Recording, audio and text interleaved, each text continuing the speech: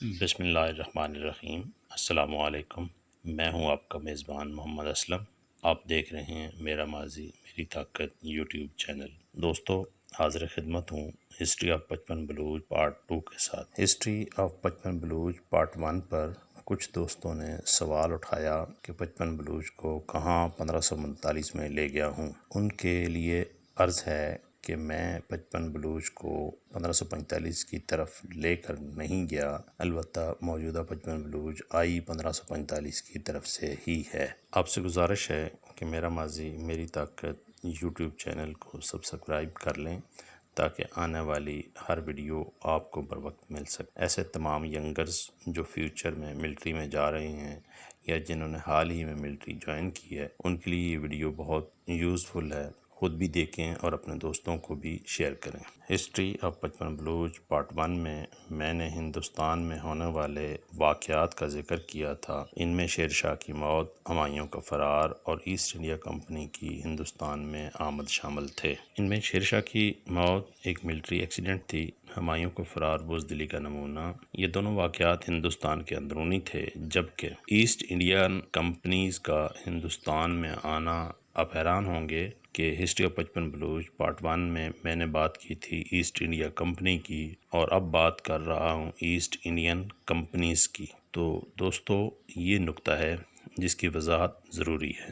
دوستو، 1545 سے ذرا پہلے کولمبس برطانیہ کے بادشاہ سے اپنے ساتھ معاملات طے کر کے نئی دنیا کی تلاش میں نکلتا ہے، اور اس کے ساتھ برٹش ملٹری امریکہ گئی تھی۔ کولمبس کی خواہش پر برٹش ملٹری نے امریکن کے ساتھ جو سلوک کیا، اس کے تباہ کن نتائج سامنے آئے تھے۔ ان نتائج کو برٹش ملٹری نے ایک عرصہ تک اپنے سامنے رکھا۔ کولمبس کی سوچ اور امریکہ میں کولمبس کی معاونت کے انداز کے عین مطابق ہندوستان میں آنے والے ایسٹ انڈیا کمپنی کے برطانوی مالکان کی بھی برٹش ملٹری سے یہ توقع تھی کہ بالکل اسی طرح جیسے امریکہ میں کولمبس کے لیے برٹش ملٹری نے امریکن کو غلام بنا کر کولمبس کو کامیاب کرایا تھا، ویسے ہی ہندوستان میں برٹش ملٹری وہی رول پلے کرے گی۔ مگر برٹش ملٹری نے ہندوستان میں ایسا کچھ نہ کیا، بلکہ ہندوستان میں برٹش ملٹری نے خود کو اپنے مینڈیٹ تک لیمٹ رکھا، اور اس کے پیچھے امریکہ میں ہونے والے تجربات ہی تھے۔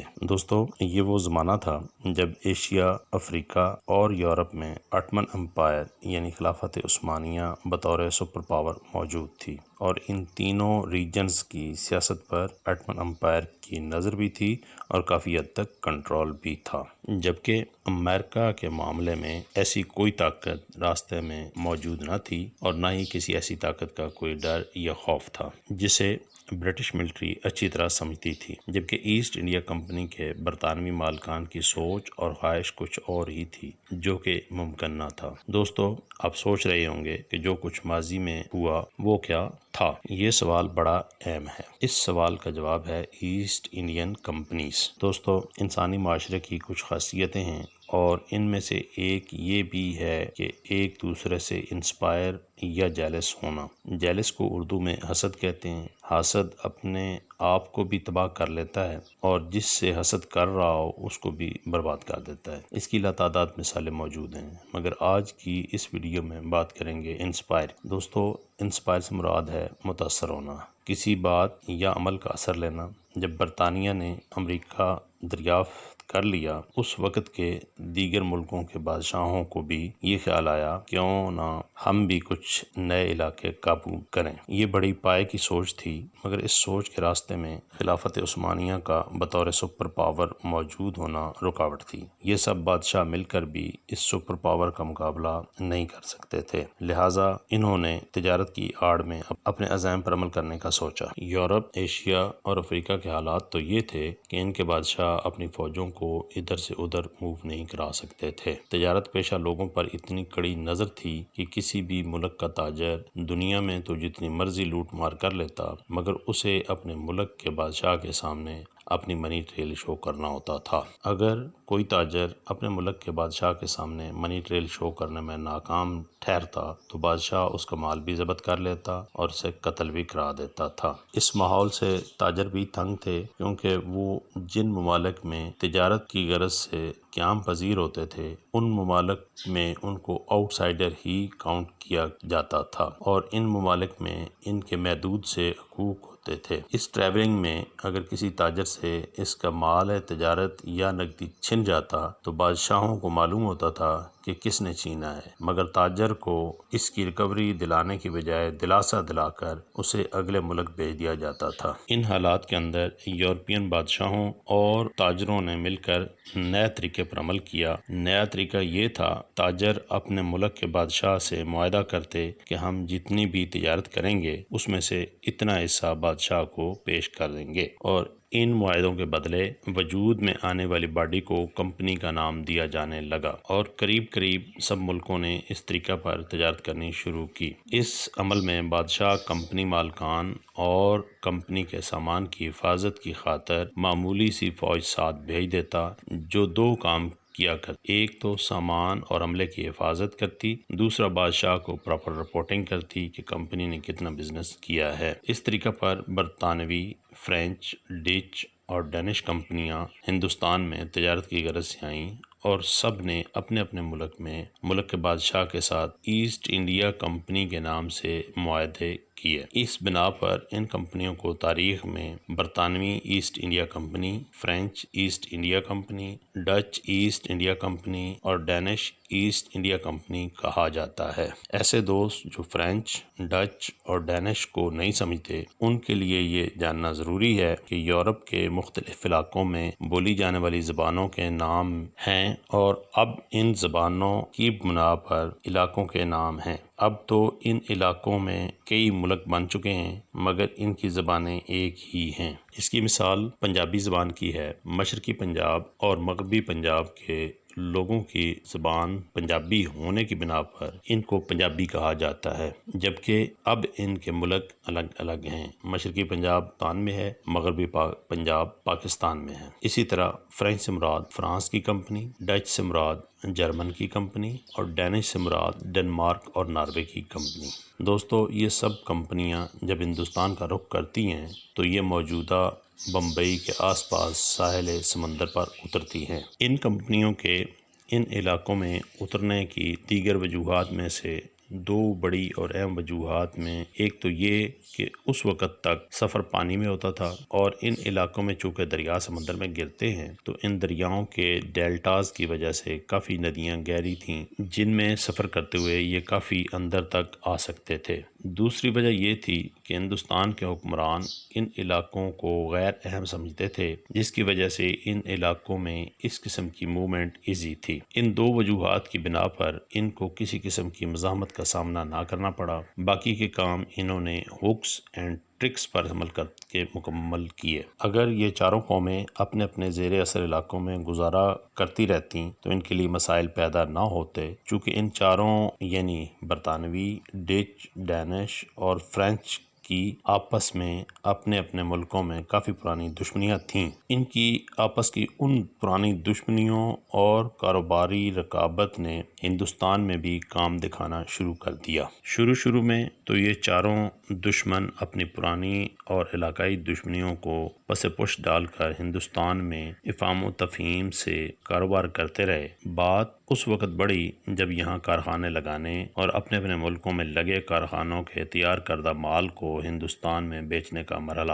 آیا۔ اسی مرحلے پر برٹش ایسٹ انڈیا کمپنی کو باقی تینوں کمپنیوں پر ایک امتیاز حاصل تھا۔ ایک تو یہ کہ برطانیہ یہاں سے قریب تھا جبکہ باقی ملک دور تھے۔ دوسرا یہ کہ برطانوی بادشاہ کے آٹمن امپائر سے کافی مضبوط تعلقات تھے۔ پھر بھی برٹش ایسٹ انڈیا کمپنی نے خود کو مدراس کے ارد گرد تک رکھا۔ بنگال میں اس طرح کی تجارت فرانس کی کمپنی کر رہی تھی۔ فرانس کی ایسٹ انڈیا کمپنی اور برٹش ایسٹ انڈیا کمپنی کے درمیان مارکیٹ پر کنٹرول کی خاطر چپکلش بڑھتے بڑھتے یہاں تک پہنچ گئی۔ فرانسیسی تاجروں نے سراج الدولہ کو برٹش ایسٹ انڈیا کمپنی کو ہندوستان سے بے دخل کرنے کے لیے برٹش ایسٹ انڈیا کمپنی سے جنگ پر تیار کر لیا۔ جب اس ساری صورتحال کا علم برٹش ایسٹ انڈیا کمپنی کے مالکان کو ہوا تو برٹش ایسٹ انڈیا کمپنی کے مالکان نے اپنے ساتھ آئی ملٹری جو کہ ان کے ساتھ پروٹیکشن کے طور پہ آئی تھی، اس کے سربراہ کرنل رابرٹ سے صورتحال پر مشورہ کیا۔ دوستو یہاں پہ آپ کو بتاتا چلوں کہ جب یہ سچویشن آئی تھی تب تک برطانوی ایسٹ انڈیا کمپنی کے ساتھ آئی برٹش ملٹری جو کہ اس وقت تک نیٹو یعنی مقامی لوگوں کو بھی بھرتی کر کے اپنے ساتھ ملا چکی تھی۔ اس کے باوجود کہ برٹش ملٹری کے بھی 3 یونٹس موجود تھے، پھر بھی سراج الدولہ کی ملٹری پاور زیادہ تھی، جبکہ ان کے ساتھ فرینچ ملٹری کی تعداد برائے نام تھی۔ فرانسیسی تاجروں کا خیال تھا کہ برٹش کمپنی کے پاس نفری سراج الدولہ کے مقابلے میں کم ہے، لہٰذا فوجی آپریشن سے اسے ختم کرا دیا جائے۔ اور دوستو اسے کہتے ہیں کسی کے کاندھے پر بندوق رکھ کر چلانا۔ لہٰذا اس چال کو سمجھتے ہوئے commander British military colonel Robert نے جوابی چال یہ چلی کہ نواب سراج الدولہ کے ملٹری کمانڈر میر جعفر کو پیغام دیا کہ اگر وہ ملٹری آپریشن کو موو نہ کرے تو بنگال کے مغل کمانڈر سراج الدولہ کو قتل کر کے یا گرفتار کر کے تجھے یعنی میر جعفر کو بنگال کا نیا نواب بنا دیا جائے گا۔ دوستو آپ اندازہ کر سکتے ہیں کہ بنگال کے سپریم کمانڈر یعنی سراج الدولہ اپنا مائنڈ اپلائی کیے بغیر فرانسیسیوں کے کہنے پر جنگ کے لیے تیار ہو جاتا ہے۔ اس کا سیکنڈ ان کمان کتنا عقل مند ہو سکتا ہے آپ کے سامنے ہے۔ میر جعفر اپنا مائنڈ اپلائی کیے بغیر کرنل رابرٹ کی بات مان لیتا ہے تو جواب میں وہی ہوا کہ نہ خدا ملا نہ وصال یار۔ دوستو اس چپکلش کے بدلے میں سامنے آنے والی جنگ کو دنیا جنگ پلاسی کے نام سے جانتی ہے، اور یہ جنگ ماضی کے بنگال کو اپنے لپیٹ میں لے کر نئے بنگال کی بنیاد رکھتی ہے۔